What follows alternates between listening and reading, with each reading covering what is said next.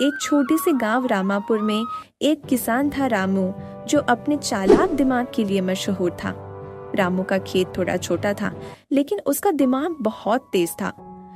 हर बार जब कोई समस्या आती, वो अपनी अक्लमंदी से उसका हल निकालता। उसके पड़ोसी श्याम को अक्सर ये बातें अजीब लगती थीं। अरे रामू, तू हर बार कैसा जादू करता है जो तेरा खेत इतना अच्छा लगता है? इतना छोटा खेत और फिर भी फसल इतनी बढ़िया। श्याम भाई, बात यह है कि सब कुछ दिमाग का खेल है। जमीन तो छोटी है, लेकिन अगर तू अक्ल से काम लेगा तो फसल डबल हो जाएगी। श्याम को यह बात हमेशा मजेदार लगती थी, लेकिन सच यह था कि रामू अपनी चालाक तर्क से काम करता था। हर बार जब कोई खेतीबाड़ी की समस्या होती, रामू उसका हल निकालता और गांव वाले उसकी तारीफ करते। गांव का एक जमींदार था, जमींदार बाबू, जिसे ये बात पसंद नहीं आती थी कि रामू अपने छोटे से खेत में इतना फायदा कैसे कर लेता है। जमींदार बाबू ने सोचा कि वो रामू को एक चालाकी में फंसा देगा, ताकि वो अपने चालाक दिमाग का फायदा न उठा सके।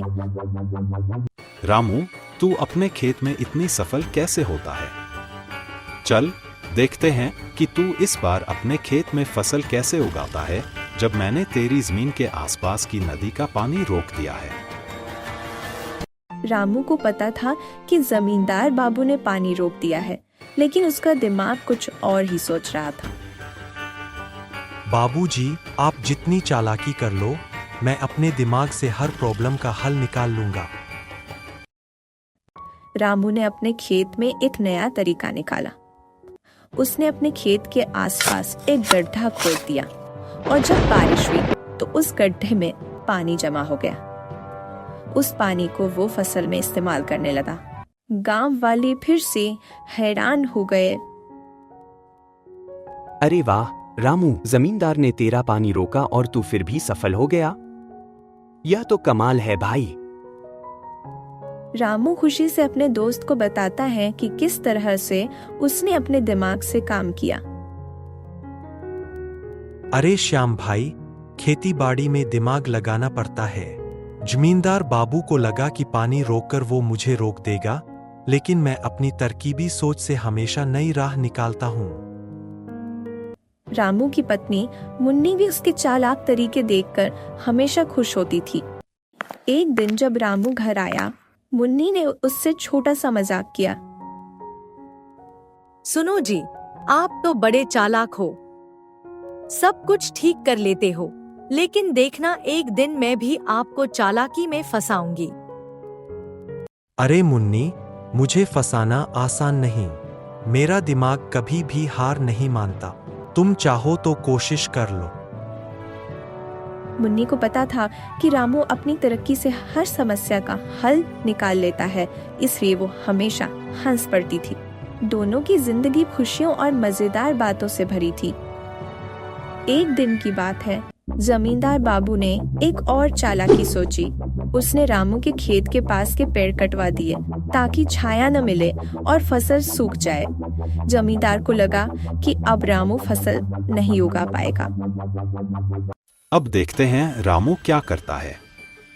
पेड़ तो काट दिए, अब तो इसकी फसल खत्म। रामू ने कटे पेड़ देखकर मन ही मन में सोचा, बाबूजी, पेड़ काट दिए, कोई बात नहीं। अब मैं एक और तरकीब लगाऊंगा।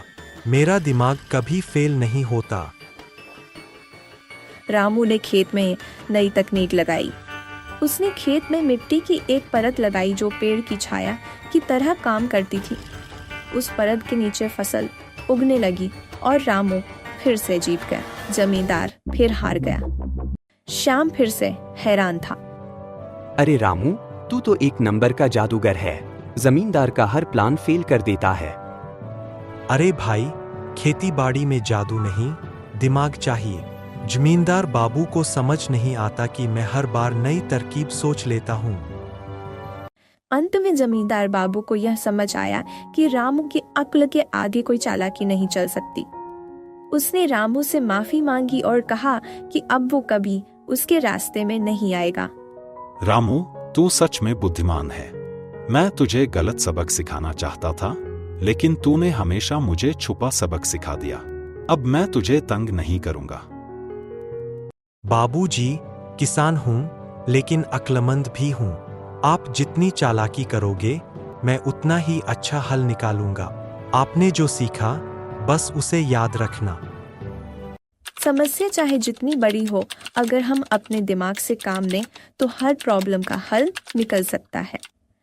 बुद्धिमान रामू ने यह सिखा दिया कि जीवन में चालाकियां नहीं, अक्ल और तर्क से ही सफलता मिलती है, और जीवन में थोड़ा सा मजा भी जरूरी।